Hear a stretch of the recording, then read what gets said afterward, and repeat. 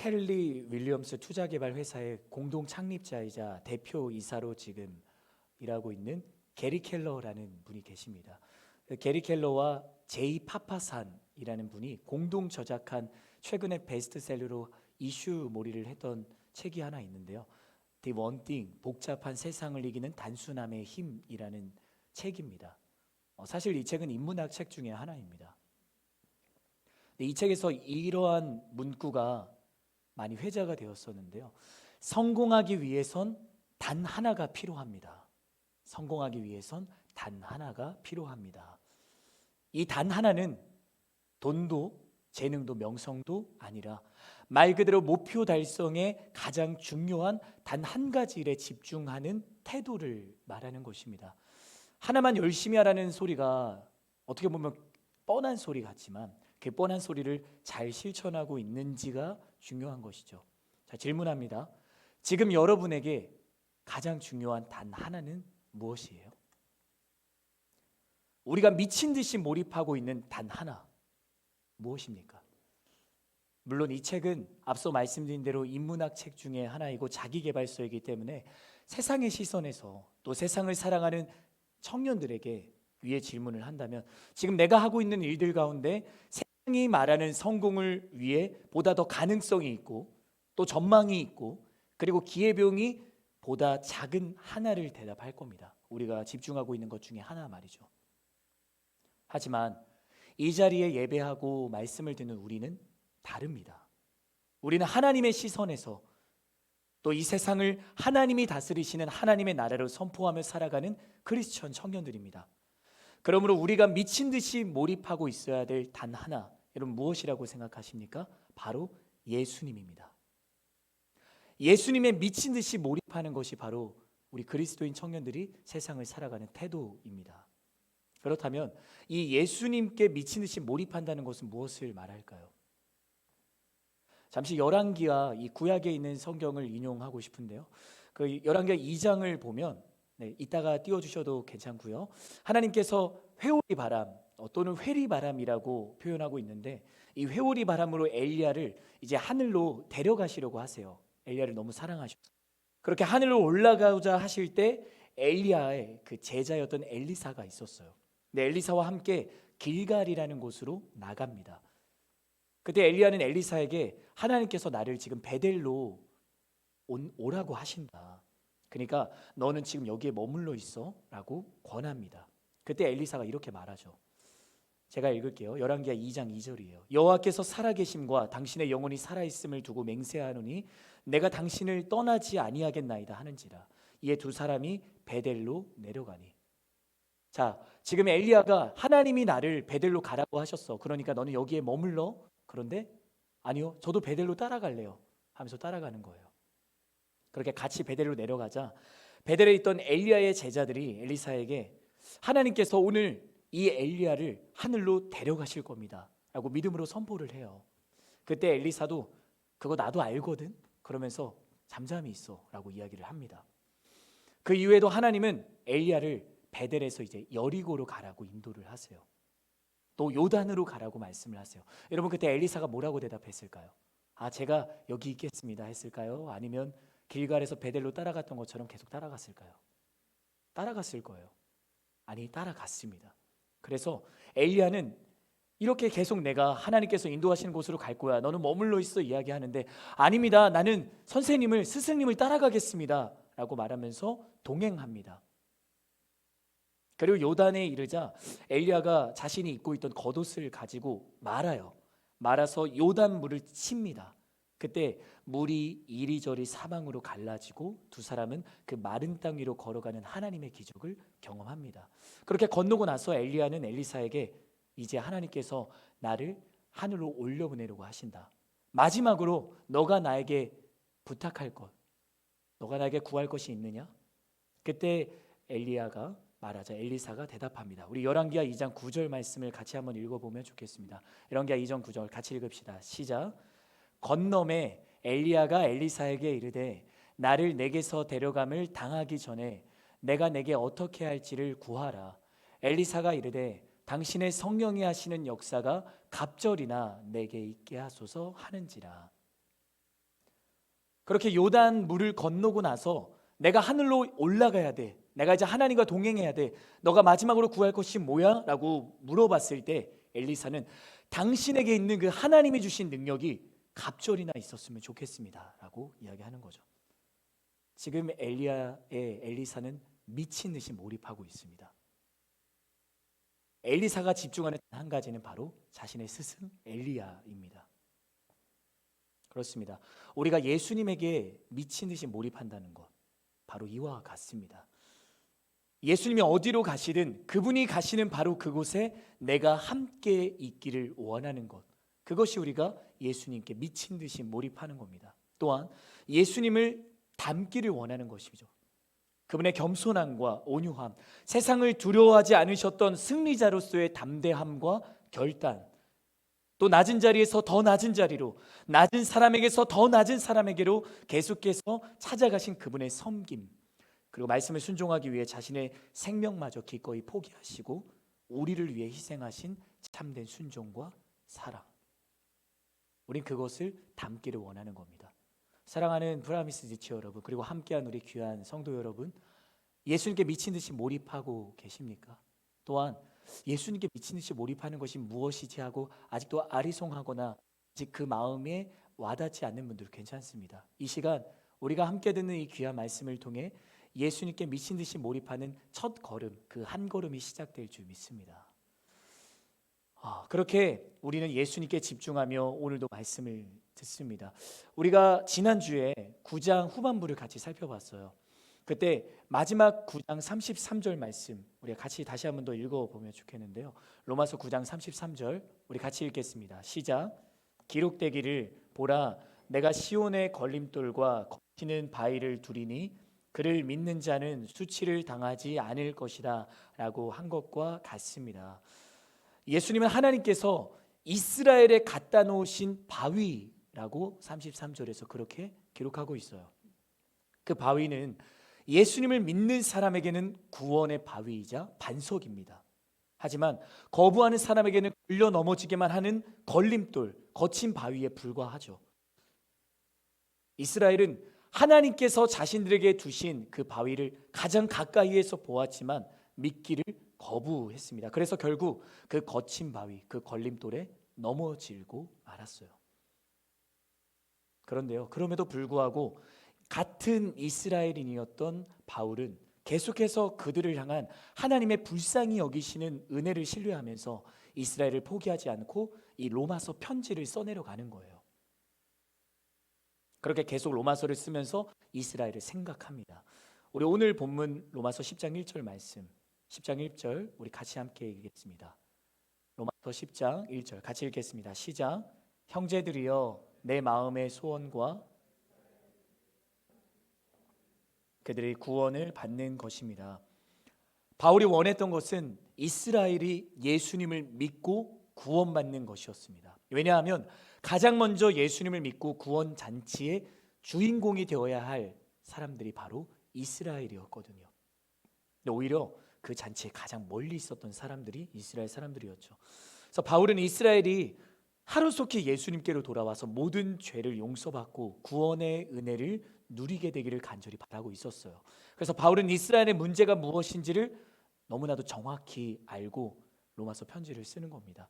이어지는 10장 2절 말씀, 오늘 본문 2절도 우리 같이 읽어보도록 하겠습니다. 2절 시작. 내가 그들에 대해 증언합니다. 그들은 하나님께 열심히 있으나 지식을 따른 것이 아닙니다. 그렇습니다. 당시 전 세계에서 이스라엘 사람들만큼 하나님을 향해 열심을 가지고 있었던 민족이 어디 있었을까요? 없었습니다. 하지만 그들의 열심은 올바른 지식에 근거하지 않았습니다. 그것은 그들이 말씀대로 살아간 것이 아니라는 것을 우리에게 이야기해 주는 거예요. 그들은 자신들의 열심으로 의롭게 될 수 있다고 생각했어요. 자신들의 힘과 능력으로 깨끗해질 수 있다고 생각했던 거예요. 하지만 그것은 하나님의 의가 아니라 자기 의였어요. 이건 무슨 말이냐면 자신들 스스로 구원받을 수 있다고 말하는 것과 같았는 거예요. 하지만 성경 어디에도 스스로 구원받을 수 있다고 말한 곳은 어디에도 없습니다. 성경은 인간이 죄로 인해서 타락했기 때문에, 아니 완전히 타락했기 때문에 스스로 하나님 앞에 설 수 없으며 오직 하나님의 은혜로만 구원받을 수 있다고 분명하게 말합니다. 우리 이어지는 본문 3절 우리 함께 읽도록 하겠습니다. 본문 3절 시작. 그들은 하나님의 의를 알지 못하고 자기의 의를 세우려고 애쓰면서 하나님의 의에 복종하지 않았습니다. 죄로 타락한 우리 모든 인간에게 베풀어 주신 그 하나님의 은혜, 그 은혜가 바로 하나님의 의입니다. 그래서 저는 이 의라는 게 무슨 말일까 우리가 좀 구체적으로 다가오질 않잖아요. 그래서 의와 하나님의 의가 무엇인지를 이렇게 정의하고 싶습니다. 의는 우리 같이 한번 따라해 주시겠어요? 하나님과의 바른 관계를 말합니다. 의는 하나님과의 바른 관계를 말합니다. 또한 한 번 더 따라해 주세요. 하나님께서 인간과의 관계를 바르게 회복하시는 것을 말합니다. 그래요. 의와 하나님의 의는 조금 차이점이 있어요. 하지만 연결이 됩니다. 의는 하나님과의 바른 관계를 말하는 거예요. 자, 그렇다는 것은 이스라엘 사람들이 자기들의 힘과 능력으로 내가 하나님과 올바른 관계를 가질 수 있다? 이게 무슨 말을 하는 걸까요? 자기들이 하나님이라는 거예요. 하나님이 우리에게 찾아오셔서 하나님이 우리를 지으시고 피조물된 우리는 그분이 우리와 바른 관계를 맺기를 원하실 때 의를 이룰 수 있는 것인데, 그들이 자신들 스스로의 힘과 능력과 노력으로 의를 이룰 수 있다고 착각했던 거죠. 또한 하나님의 의는 하나님께서 죄로 인해 그렇게 완전히 타락한 인간과의 관계, 그 어그러진 인간과의 관계를 바르게 회복하시는 것을 의미합니다. 그렇다면 하나님께서는 어떻게 죄로 타락한 인간과의 관계를 바르게 회복하셨을까요? 우리 오늘 로마서 10장 4절, 이건 제가 읽겠습니다. 그리스도께서는 믿는 모든 사람들이 의에 이르게 하기 위해 율법의 마침이 되셨습니다. 아멘. 예수님을 통해서입니다. 하나님께서 어떻게 죄로 타락한 인간과의 관계를 회복하셨습니까? 예수님을 통해서입니다. 예수님은 율법을 완전히 지키신 분이셨어요. 아무런 흠도 없으셨고요, 아무런 죄도 없으신 분이셨어요. 하지만 율법을, 하나님의 그 계명을 지키지 못한 모든 인간의 죄를 대신해서 십자가에 죽으셨고, 모든 사람에게 내려졌던 그 율법, 그 죄의 심판과 저주의 마침표를 찍으셨습니다. 그게 예수님의 역사이자 사역이었습니다. 사랑하는 여러분, 예수 그리스도가 마침표가 되심을 믿는 귀한 고백이 여러분 가운데 일어나기를 주님의 이름으로 축복합니다. 마침표는 문장의 끝을 의미하죠. 또한 문장의 시작을 의미하기도 합니다. 예수님을 그리스도로 고백하기 전, 예수님을 나의 삶의 주인으로 고백하기 전, 나의 인생의 문장은 내가 주어였어요. 그렇죠? 아니요. 사실은 내가 주어인 것 같지만 죄에 묶여서 사단이 주어인 죄의 포로의 삶을 우리는 그 문장으로 써내려가고 있었던 사람이었습니다. 하지만 예수님이 모든 것에 마침표를 찍으셨고, 우리가 하나님의 끊을 수 없는 사랑을 신뢰하게 되었을 때, 이제 죄의 포로로 살아왔던 우리의 인생의 문장은 예수님이라는 마침표가 찍힌 거예요. 그리고 이제 내가 주어인 인생이 아니라, 사단이 주어인 인생이 아니라 오직 하나님이 주어인 새로운 인생의 문장을 시작하게 된 것입니다. 완전히 바뀐 거예요. 이제 우리는 그리스도인으로, 하나님의 자녀로, 하나님 나라의 백성으로 새로운 인생의 문장을 시작하게 된 것입니다. 여러분, 이것을 믿으시기를 주님의 이름으로 축복합니다. 새로운 문장은 시작되었습니다. 그리고 그 문장의 주어는 오직 예수님을 우리에게 아낌없이 내어주신 하나님이십니다. 하나님과의 올바른 관계를 한 글자로 의라고 말했습니다. 인간이 의롭게 될 수 있는 방법은 단 두 가지입니다. 그중 한 가지는 사실은 이론상으로만 가능하고요, 실제로는 불가능합니다. 우리 오늘 본문 5절 말씀, 로마서 10장 5절 말씀 우리 같이 읽도록 하겠습니다. 시작. 모세는 율법으로 인한 의에 대해 기록하기를 율법을 행한 사람은 그것으로 살 것이다 라고 했습니다. 본문 5절이 말해주는 것은 무엇입니까? 바로 율법으로 얻게 되는 의를 말합니다. 자, 율법이 하나님께서 우리에게 지키라고 말씀하신 말씀이라고 얘기를 했어요. 인간이 하나님이 주신 그 율법으로 의롭게 되려면 어떻게 해야 됩니까? 다 지켜야 돼요. 하나도 빠짐없이 다 지켜야 돼요. 자, 하나만 예를 들어볼까요? 나는 마음 가운데 다른 일을 미워하거나 저 친구 왜 저러지? 라는 생각을 가진 적이 없다. 있으십니까? 저도 아니에요. 이거 하나님 말씀하신 걸 지키지 못했던 거거든요. 하나만 더 얘기를 해볼까요? 우리가 열심히 일을 해서 돈을 벌죠. 지금 연말이라서 여러분 모두 다 고생하고 계실 텐데 화이팅입니다. 그런데 그때 내가 페이를 받아요. 근데 이 페이가 와, 하나님이 주신 것이 하나님 감사합니다. 이 모든 것을 내가 드립니다 하면서 기쁜 마음으로 막 가나요? 하면서 많이 들어왔네. 오늘은 뭐 맛있는 거 먹을까? 적금해야 되는데, 뭐 나가야 되는데. 둘 중에 무엇을 먼저 생각하세요? 하나님 먼저 생각하시나요? 그래요. 우리는 딱 두 가지만 얘기했지만 이 모든 것에서 우리가 손을 들고 저는 지켰습니다라고 말할 수 있는 사람 아무도 없어요. 율법을 지킬 수 있는 사람은 이 세상에 살아가는 사람 중에 아무도 없습니다. 단 한 명도 없어요. 그래서 유진 피터슨, 지금은 소천하신 유진 피터슨 목사님이 메시지 신약이라고 현대어로 조금 더 쉽게 풀이한 책에서 오늘 말씀을 이렇게 다시 한번 더 의역합니다.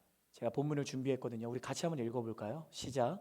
모세가 기록했듯이 한사코 율법 조문을 이용해 하나님 앞에 바로 서겠다는 자들은 곧 그렇게 사는 것, 즉 깨알 같은 계약서 조항들에 일일이 얽매여 사는 것이 결코 쉽지 않다는 사실을 알게 됩니다. 그래요. 하나님이 말씀하신 어쩌면 그 깨알 같은 조항들을 우린 지킬 수 없습니다. 불가능합니다. 그럼 하나 남았네요. 단 하나 남았어요. 인간이 의롭게 될 수 있는 것, 그것은 바로 우리 따라해 주시겠어요? 믿음입니다. 그렇습니다. 우리가 이롭게 될 수 있는 것은 오직 믿음입니다. 무엇을 믿는 것입니까? 바로 예수 그리스도를 믿는 것입니다. 우린 이것으로만 의롭게 될 수 있습니다. 예수님을 믿는다는 것은 무슨 말입니까? 하나님께 그 용서의 손, 화해의 손을 덥석 잡는다는 거예요. 그냥 잡는 것도 아니고요. 덥석 잡는 것. 그것이 예수님을 믿는 겁니다. 하나님과의 관계는 이미 우리가 스스로 죄를 선택함으로 파괴되었습니다. 하지만 그 관계를 회복하시기 위해 먼저 용서의 손을 내밀어 주신 분은 하나님이십니다. 하나님은 하나뿐인 자신을 사랑하는 아들 예수님을 세상에 아낌없이 주셨습니다. 그리고 우리의 모든 죄를 예수님이 십자가에 지고 가게 하셨습니다. 바울은 로마서를 쓰면서 예수님을 세상에 보내신 것, 예수님의 십자가에 달려 죽으신 것에 대해서 이렇게 고백합니다. 로마서 5장 8절 말씀, 로마서 5장 8절 말씀을 우리 같이 읽도록 하겠습니다. 시작. 그러나 우리가 아직 죄인이었을 때 그리스도께서 우리를 위해 죽으심으로 하나님께서는 우리에 대한 그분의 사랑을 나타내셨습니다. 하나님은 우리가 예수님을 믿기로 준비되었을 때 예수님을 세상에 보내신 것이 아닙니다. 여러분 집중해서 들어주세요. 하나님은 우리가 예수님을 믿기로 준비가 되어 있을 때 보내주신 게 아닙니다. 그분이 우리의 죄를 대신 지고 가게 하신 것, 그것도 아니에요. 우리가 죄 가운데 한없이 약하고 하나님을 향해 반항적인 그때, 준비가 되어 있지 않았던 그때 예수님은 자기 자신을 우리에게 아낌없이 주셨고요, 자신의 생명을 우리에게 주신 거예요. 바울이 말한 것처럼 목숨을 바칠 만한 가치가 있다고 여기는 사람을 위해서는 다신 죽는 거 이해할 수 있어요. 세상을 살아가면서 그러한 영웅 같은 사람들이 있어요.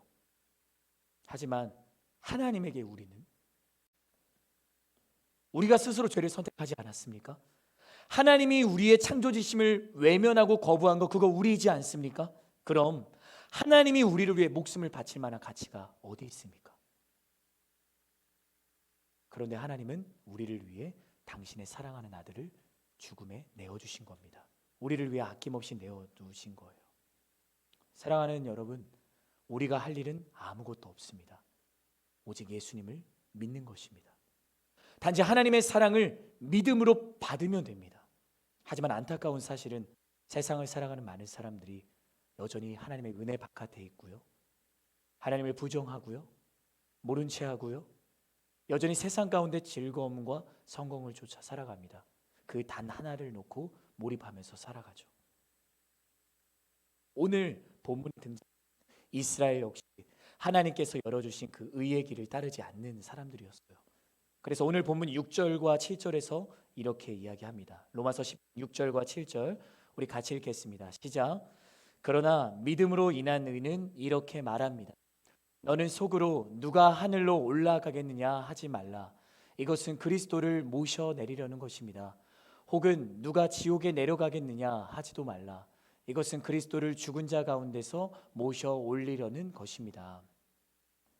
이스라엘 사람들은 이렇게 말합니다. 말도 안 돼. 어떻게 하나님의 아들이 이 세상에 내려온단 말이야.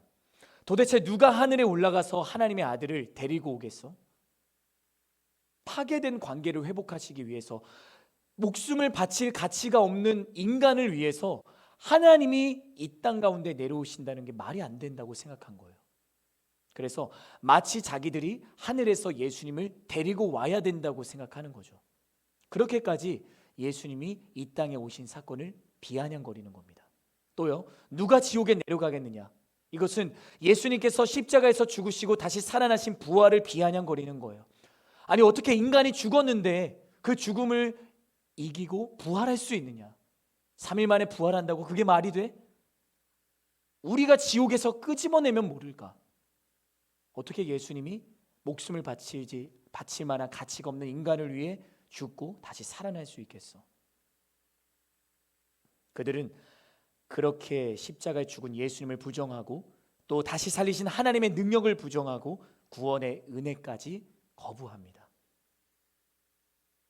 이들에게는 예수님을 믿는 것이 정말 그렇게도 힘든 일일까요?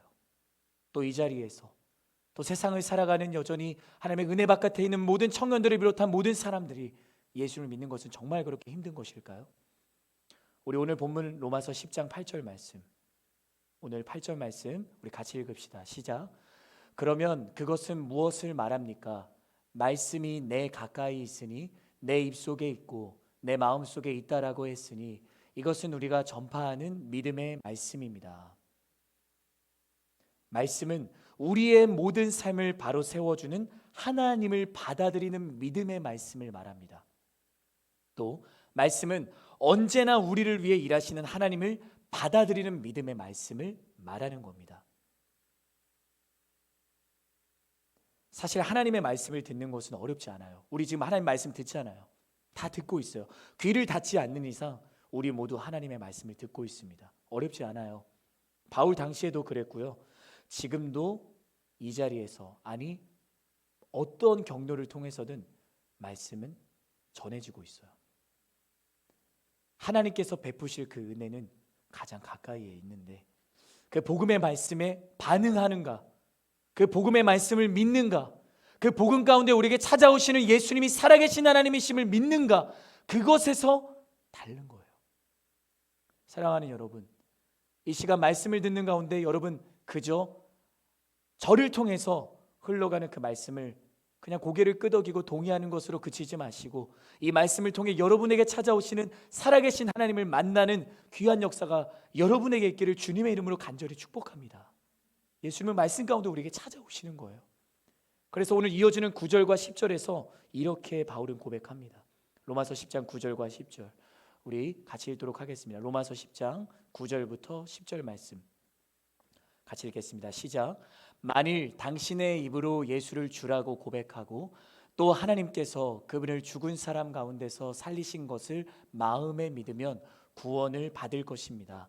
사람이 마음으로 믿어 의에 이르고 입으로 고백해 구원에 이릅니다. 아멘. 하나님께서 보시는 것은 우리 마음속에 있는 믿음이에요. 또한 우리의 입술에서 나오는 믿음의 시인입니다. 믿음의 고백이에요. 마음으로 예수님을 믿고 입술로 예수님을 나의 주로 고백하는 것, 그것이 우리가 미친 듯이 몰입해야 되는 단 하나입니다. 얼마나 간단하고 쉬운 일이에요. 너무나도 심플하죠. 예수님을 주로 고백한다는 거 내가 지금 고백하면 되는 건데, 하지만 내 마음 가운데 정말 살아계신 하나님을 믿는 그 믿음에 대한 열심, 다른 것에 대한 열심이 아니에요. 내가 이 말씀 가운데 정말 설교자를 통해서 말씀을 통해 예수님이 찾아오신다고 하는데, 살아계신 하나님이 있다고 하는데 그 말씀이 내 마음에 뿌리고 있는가? 이 마음 가운데 내가 믿음이 일어서고 있는가, 일어나고 있는가를 이런 말씀 가운데 정말 집중해서 신중하게 또한 간절하게 점검하셔야 돼요. 하나님께서는 그것을 보시는 겁니다. 이 일을 어렵게 만드는 것은 하나님이 아닙니다. 바로 우리의 교만함과 우리의 죄악이 어렵게 만드는 것입니다. 바울이 이스라엘을 향해 전하는 이 메시지의 핵심, 지금 9장부터 바울은 계속해서 이스라엘 사람들을 설득하고 있어요. 마치 우리가 여전히 하나님의 은혜 바깥에 있는 가족과 친구들을 향해서 변론하고 설득하는 것처럼 말이죠. 오늘 말씀을 듣는 지금 이 자리에서 말씀 가운데 여러분 한 사람 한 사람에게 찾아오시는 예수님이 선포한 그 메시지의 핵심은 바로 이것입니다. 하나님을 받아들이며 예수님이 나의 주님이십니다. 예수님이 나의 주님이십니다. 그렇게 말하십시오. 그게 바울이 지금 이스라엘에게 이야기하는 겁니다. 여러분, 예수님이 여러분의 주님이십니다. 예수님이 여러분의 주님이십니다. 예수님을 죽은 자들 가운데서 살려내실 때 하나님께서 하셨던 일을 지금 여러분 안에 하나님은 동일하게 일하고 계십니다. 하나님의 일을, 그 하나님의 사랑을 우리의 마음과 온 힘을 다해 받아들이시면 됩니다. 여러분, 우리가 해내는 것이 아니에요. 우리가 할 수 있는 것 오직 단 하나, 그저 하나님을 소리내어 부를 뿐입니다. 그분께서 우리를 위해 일하실 것을 신뢰하면서 말이죠. 이것이 구원입니다. 여러분, 이것이 구원이에요. 우리가 할 수 있는 것 단 하나입니다. 우리는 우리의 모든 삶을 하나님의 말씀에 기울여서 모든 것을 바로 세워주시는 하나님을 받아들이며 큰 소리로 외치는 거예요. 하나님이 나를 사랑하십니다.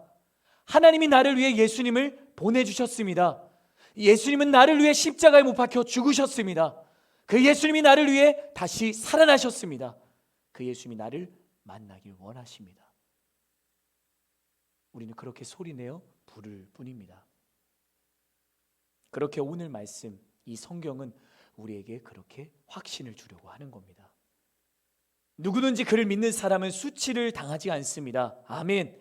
누구든지 그를 믿는 사람은 부끄러움을 당하지 않습니다.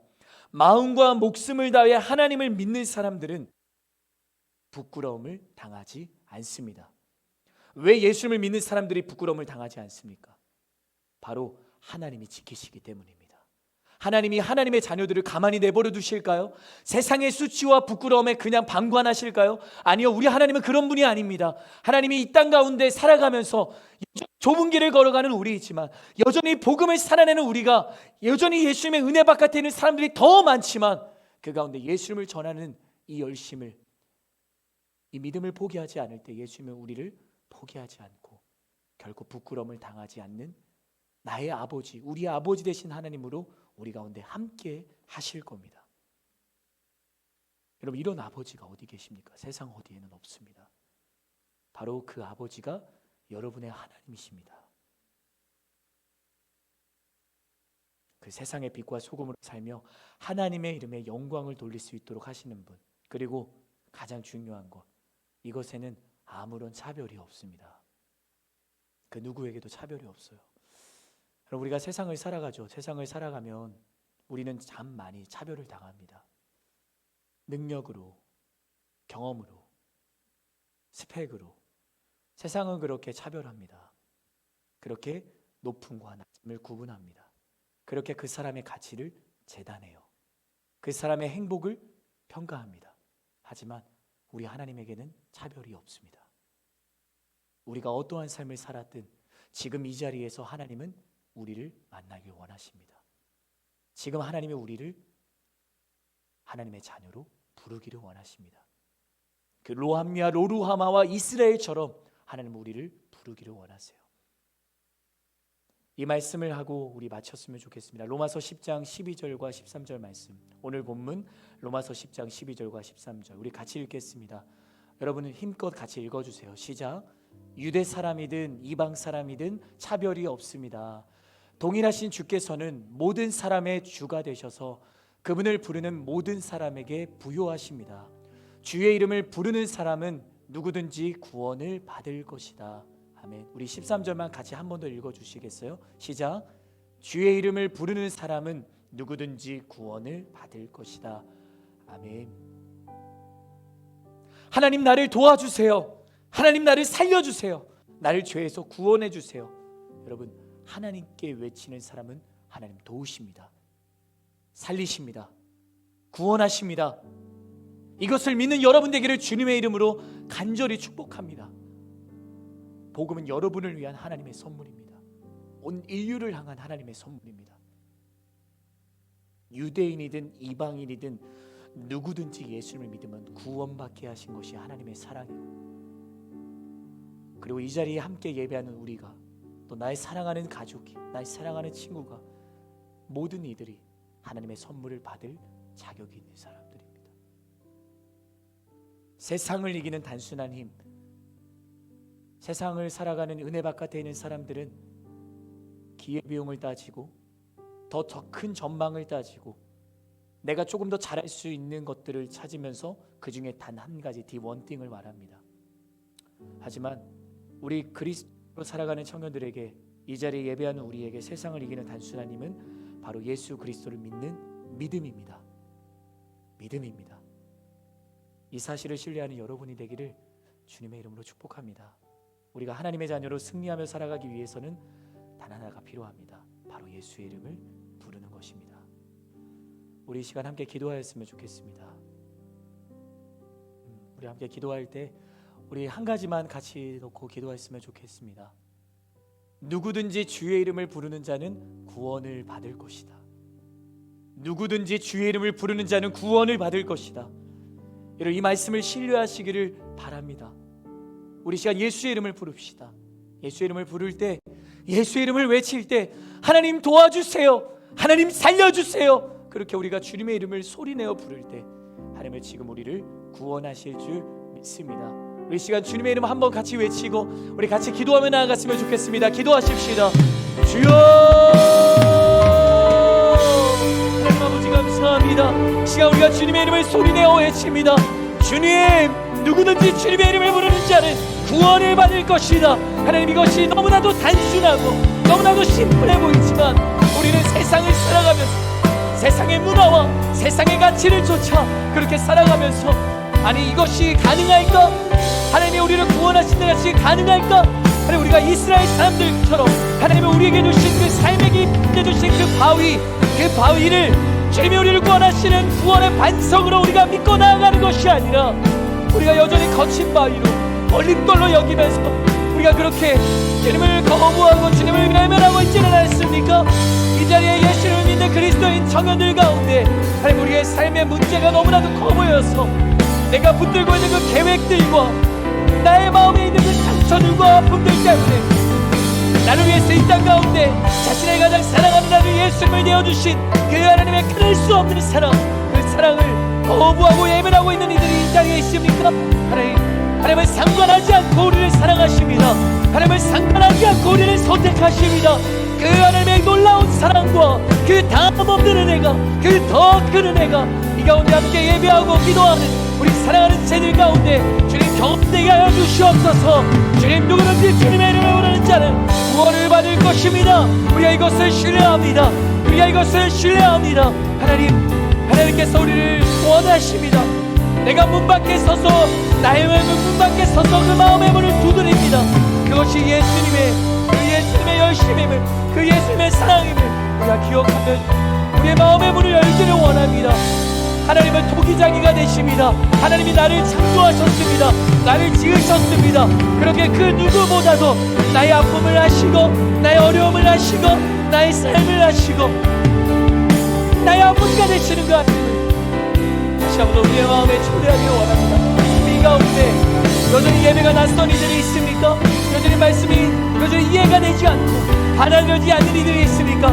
괜찮습니다. 하나님은 그 사람도 사랑하십니다. 하나님도 그들도 사랑하십니다. 그 하나님의 놀라운 사랑, 그 다음 없는 은혜가 이들 가운데 있게 하여 주시옵소서. 이들 가운데 있게 하여 주시옵소서. 하나님, 이 시간 그 놀라운 주님의 사랑을 우리가 의지합니다. 주님 들어주시옵소서.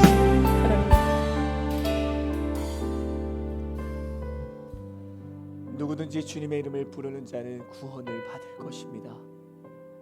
사랑하는 여러분, 이것이 지금 이 자리에 살아계시고 우리와 함께하신 온 우주 만물을 창조하시고 우리를 지으신 하나님께서 말씀하시는 사랑의 메시지입니다. 이것을 들어주십시오. 여러분, 이것을 받아들여 주십시오. 지금도 우리는 그 살아계신 하나님의 말씀을 들어야 됩니다. 들어주십시오. 하나님이 여러분을 사랑하십니다. 여러분의 삶의 길 가운데 여러분, 예수님은 걸림돌이 아닙니다. 여러분을 유일하게 지탱하는 반석이 되십니다.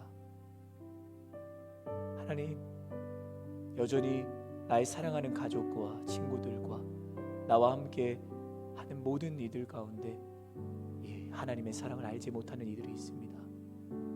하지만 바울이 자신의 그 사랑하는 형제 자매 이스라엘을 위해서 계속 편지를 쓰면서 하나님이 너희를 사랑한다, 하나님이 너희를 지금 다시 돌아오기를 원하신다라고 그렇게 자신의 모든 것을 다 쏟아내면서 내가 그 하나님을 만났다, 그렇게 편지를 쓴 바울의 그 간절함이 우리의 간절함 되기를 원합니다.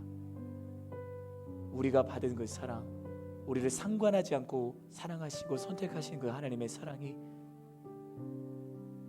나와 함께하는 이들에게 있기를 원합니다. 주님, 우리를 기억하여 주시옵소서. 주님, 우리의 마음의 문을 두드리는 것을 멈추지 말아 주시옵소서. 우리의 마음의 문을 활짝 열길 원합니다. 아주 조금이라도 열었다 하더라도 그것을 책망하지 않으시고 내가 너를 사랑한다, 그때 그 문을 활짝 여시며 우리와 함께 더불어 살아가기를 원하시고 날마다 우리를 지키길 원하시는 우리의 아바 아버지가 되신 하나님을 오늘 이 자리에서 만나고 다시 신뢰하는 우리 모두가 되게 하여 주시옵소서. 감사드리며 예수 그리스도의 이름으로 간절히 기도합니다. 아멘. 우리 비전 영상 보시겠습니다.